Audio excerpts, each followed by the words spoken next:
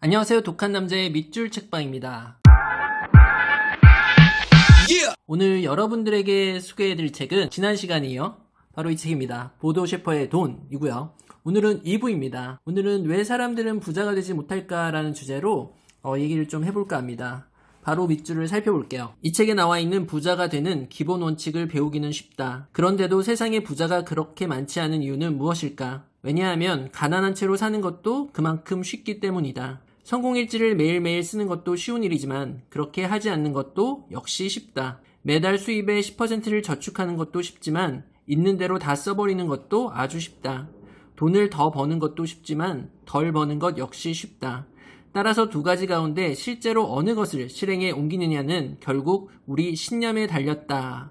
신념의 마력이란 책을 보면 이런 내용이 나와 있습니다. 할 수 있다는 강한 신념을 가지고 일을 하면 할 수 있는 방법을 5,000가지도 넘게 찾아낼 수 있다. 반대로 할 수 없다고 말하며 일을 하면 할 수 없는 이유를 5,000가지나 발견하게 된다. 능력보다 중요한 것, 그것은 바로 할 수 있다는 신념이다. 당신에게 있어 어느 정도가 잘 사는 건지 명확한 숫자를 댈 수 있어야 한다. 그러므로 언제까지 얼마의 돈을 모으기 원하는지 아래에 적어보길 바란다. 몇 년에 나는 얼마의 돈을 갖게 될 것이다. 숫자를 명확하게 제시하지 않으면 인생이라는 홈쇼핑 회사는 당신에게 돈을 붙여주지 않는다. 물론 나중에 얼마든지 금액을 올려도 된다. 하지만 지금 얼마가 되었든 일단 써놓기 바란다. 부자가 된다는 게 무엇인지 분명하게 알기 위해선 세 가지를 반드시 해야 한다. 정확한 숫자를 알고 있어야 하고 그 숫자를 종이에 적어야 하며 그것을 그림으로 바꾸어 그려야 한다.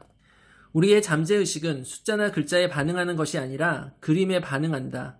정말로 부자가 되고 싶으면 우리의 잠재의식과 동맹을 맺어야 한다. 당신은 자신의 잠재의식에 필요한 그림들을 제대로 주고 있는가? 그것이 손목시계든 자동차든 혹은 집이든 그림으로 그려서 몸에 지니고 다닌 적이 있는가? 당신이 그 그림을 볼 때마다 그것은 마음속에 깊이 새겨진다. 이 방법으로 나는 매번 큰 효과를 보았다. 언제까지 얼마의 돈을 모으기 원하는지 그 숫자를 종이에 적고 그것을 그림으로 바꾸어 그려야 한다고 저자는 말하고 있습니다. 우리의 잠재의식은 그림에 반응하고 정말로 부자가 되고 싶으면 우리는 잠재의식과 동맹을 맺어야 한다는 것이죠. 그렇다고 생각하면 진짜 그렇게 된다라는 책을 보면 이런 내용이 있습니다. 때때로 사람들은 무언가를 마음속으로 그려내거나 상상할 수 있는 능력을 스스로 차단시켜버린다. 그러고선 무턱대고 할 수 없다는 생각부터 먼저 한다.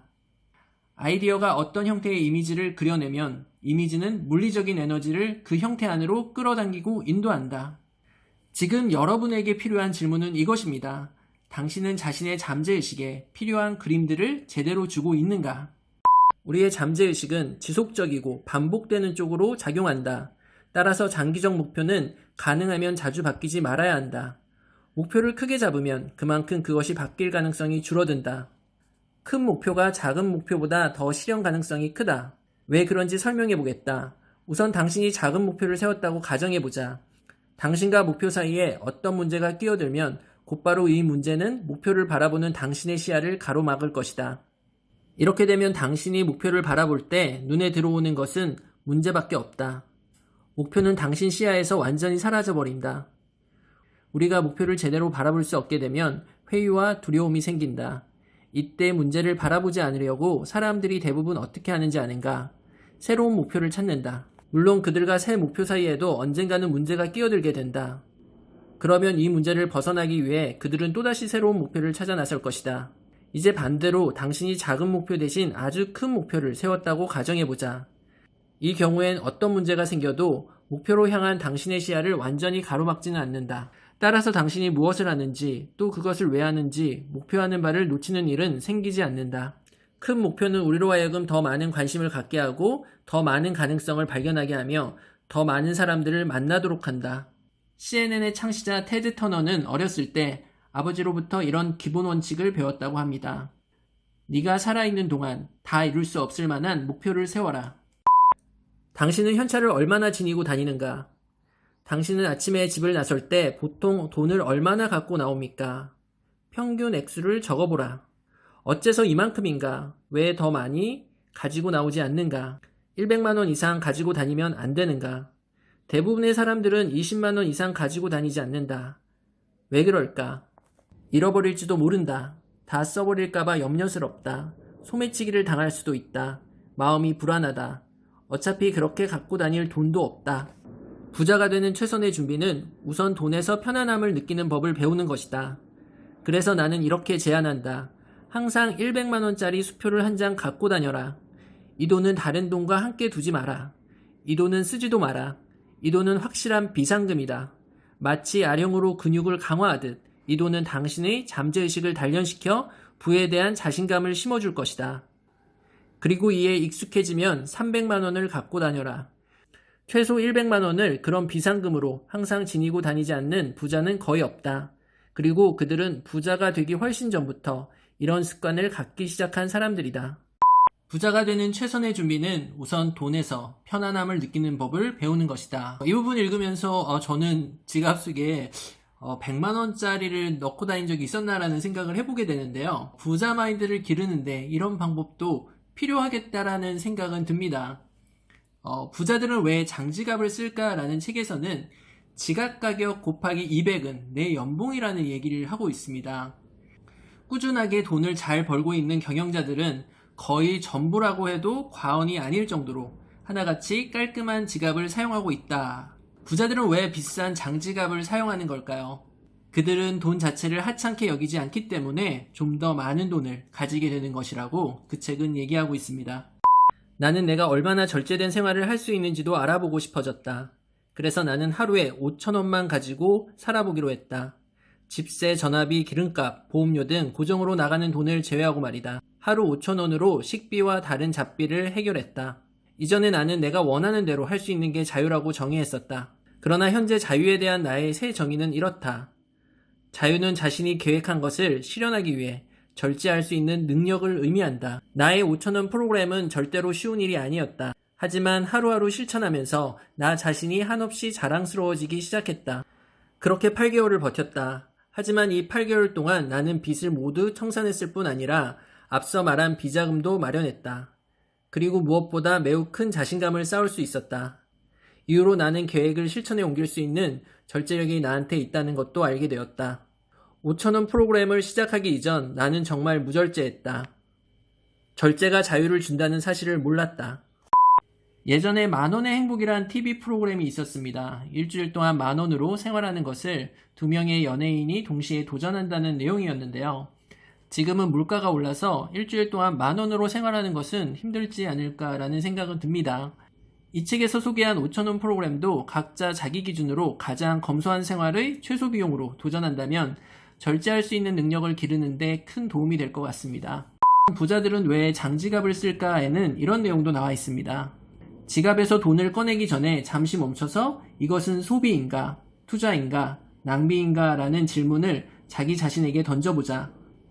돈은 감정이 이끄는 대로 사용하다 보면 언젠가는 바닥이 드러난다는 점, 스스로 컨트롤하는 자세를 버려서는 안 된다. 5,000원 프로그램이 우리에게 주는 메시지는 이것입니다. 절제가 자유를 준다.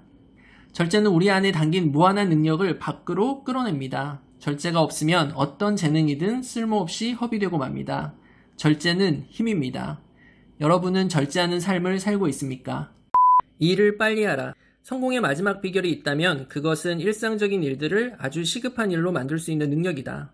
자신의 모토를 가능한 한 빨리로 정하라. 당신이 일하는 속도에 모든 사람들이 놀라게 하라. 많이 하고 빨리 하는 사람은 실수도 많이 한다. 하지만 일은 결국 이런 사람이 한다. 실수도 좋은 것이다. 실수는 경험을 낳고 경험은 올바른 결정을 빠르게 내리는데 도움이 된다. 실수할까 두려워 일하지 않는 사람은 결코 큰일을 못한다. 문제는 완벽함이 아니다. 완벽함은 정체를 뜻한다. 중요한 건 특이함이다. 실수를 두려워하는 사람은 모든 것을 올바르게 하려고 한다. 반면 실수를 두려워하지 않는 사람은 새로운 것을 만들어낸다.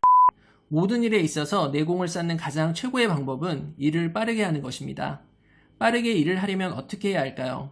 모든 일의 마감 시간을 정하라는 책에서는 부족한 것은 시간이 아니라 일의 속도다라고 얘기하고 있습니다. 마감 시간을 이용하면 업무 속도도 높이고 일의 효율성도 향상시킬 수 있다는 것입니다. 또한 이 책은 실수를 두려워하지 말라고 말하고 있습니다. IBM의 토머스 왓슨은 이렇게 말했습니다. 내 회사에서 승진하고 싶은 사람은 실수하는 횟수를 2배로 늘려라. 실수는 경험을 낳기 때문에 당신이 올바른 결정을 빠르게 내리는 데 도움을 줍니다. 실수를 하지 않고 살아간다는 것은 아무 시도도 하지 않고 살아가고 있다는 뜻입니다. 부자 아빠, 가난한 아빠를 쓴 로버트 기요사키도 대부분의 사람들이 부자가 되지 못하는 이유가 실패하는 것을 두려워하기 때문이라고 합니다. 실패가 두려워서 삶의 속도가 떨어진다면 그만큼 시도를 덜 하게 되고 뭔가를 이룰 수 있는 확률도 떨어지게 됩니다.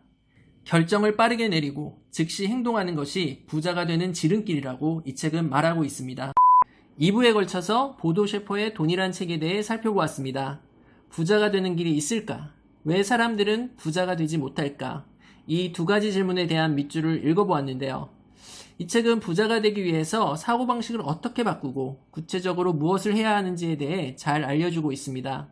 특히 돈 문제로 힘들 때 이 책을 읽으면 영감과 아이디어를 꽤 얻을 수 있지 않을까 싶습니다. 돈에 대해서 알고 싶다면 꼭 한번 읽어보세요. 지금까지 독한 남자의 밑줄 책방이었습니다.